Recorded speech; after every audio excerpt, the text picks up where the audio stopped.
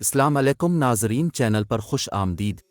مسلمانوں کا شہر 800 سال پہلے چٹان پر مسلمانوں کا بسایا ہوا شہر سٹینی فن تعمیر کا خوبصورت شاہکار ہے۔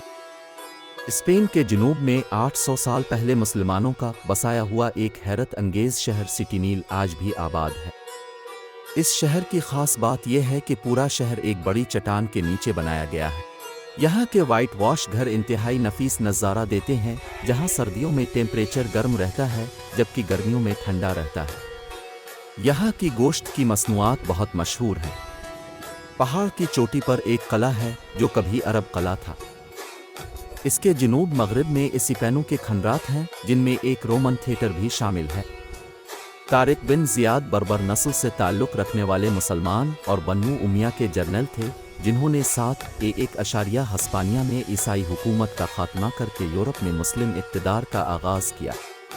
یہ شہر آج بھی مسلمانوں کے عظیم فتح کا منہ بولتا ثبوت ہے۔